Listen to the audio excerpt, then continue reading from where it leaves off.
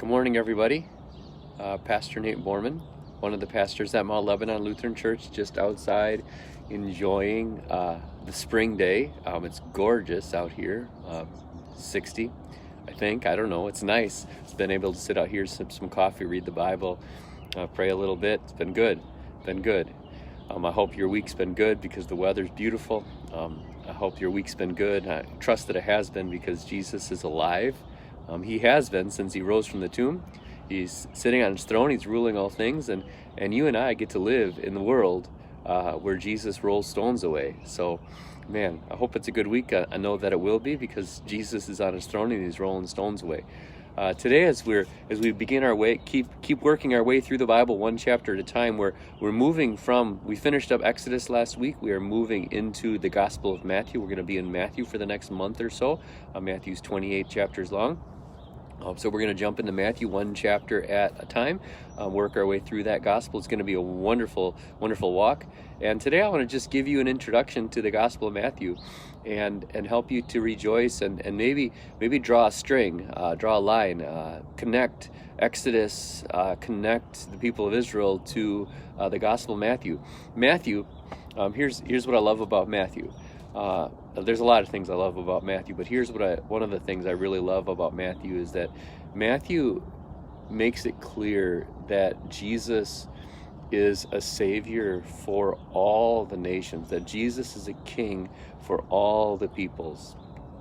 And one of the places that you see that is in the genealogy that Matthew puts right at the very front, the very beginning. The very first thing that you're going to read when you read through Matthew is the genealogy of Jesus.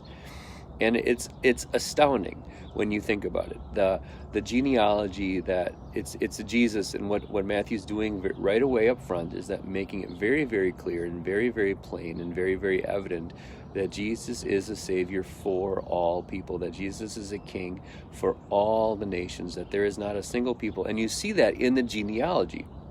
Right, so maybe you don't notice this, but as you read through the genealogy today, tomorrow you read through chapter 2, as you read through the genealogy today, see if you can notice some of the names and connect them backwards to the people of Israel. So in the genealogy of Jesus, you have a lady whose name is Tamar. And she had a child with a man whose name was Judah. Now Judah, you maybe recognize the name Judah. Judah was one of the sons of Israel. He was one of the sons of Jacob. So right away, so that's this very specific family tree that runs through the people of Israel. But Judah there's a whole illicit soap opera story in Genesis 39 or so, where Judah sleeps with Tamar as if she were a prostitute. Tamar is his daughter-in-law. So it's all kinds of messed up. But I want you to see this, that Judah and Tamar, their son, is part of the family tree of Jesus. So you see right there that Jesus came from a family of sinners to save sinners from their sin, right? So Jesus came to save sinners, right? Jesus' family tree is not this beautiful thing like, oh, look at that lineage, look at that fine stock from which he came. It's not.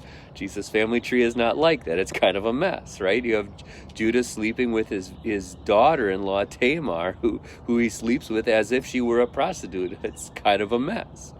A little bit later on down the family tree, you have the woman, the Moabitess Ruth, right? Which again is a little bit of a shocker because she's not from the good family line of Israel, right? She's not from the good family line of Israel. She's from the land from the family tree of Moab. Actually goes all the way back to Lot. Remember Abraham and Lot, right? So she's outside, right? She's an outsider. She's an outsider to the family of God. She's an outsider to the family of faith, right? But here it is, right? Here it is, right? Ruth marries Boaz, and from Boaz comes Jesse, comes David, right? So again, you have a savior who comes from all the peoples of the earth, right? See how God brings the outsider into the family. God, his son comes from all the nations, to save all the nations from their sins, right? See, again, God is making it very, very clear from the very beginning of this gospel. Matthew wants us to know this, that Jesus is a Savior for all people, that Jesus is a King over all the nations of the earth. He doesn't just care about one particular nation or people group. He cares about all the people's groups. So that in Revelation, he says, you brought together a people for yourself from every tribe and nation and language and people.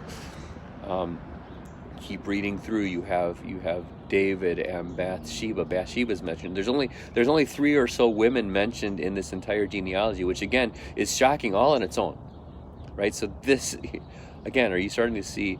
I'm not just speaking about women. I'm just speaking about the whole genealogy has soap opera after soap opera and wicked kings and good kings, and right.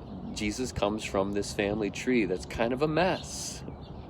That's kind of a wreck. It's not, oh, look at like this outstanding person and this outstanding, like all the outstanding people that you'd say, oh yeah, that's the person. Oh no, wait, they have shadows, right? Which then, do you see this? Do you see how this connects to you and I?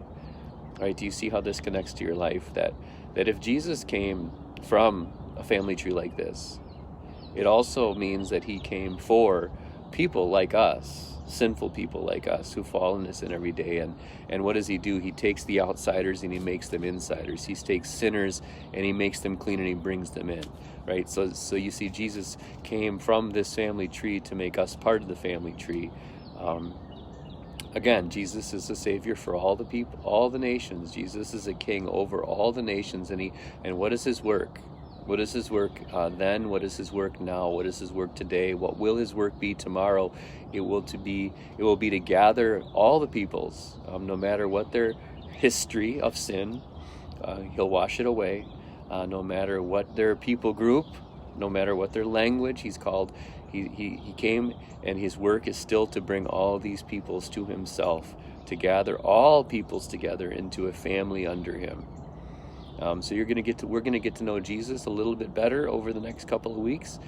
We're going to get to know his story just a little bit better over the next couple of weeks, and we're going to get to see how Jesus, through his work, he brings us into his family. We'll get to see that too. So Lord, bless your Easter week as we still revel in the glory of Jesus. Dwayne, be with you. May the Lord be with you during your surgery later today. The Lord is watching and he is guarding over you. You're not alone in this. The rest of you, have a blessed day. The Lord is with you too. You're not alone in your life. You get to serve him today. So make it a good day because the Lord is with you and he will grant you his peace. Have a great day, everybody.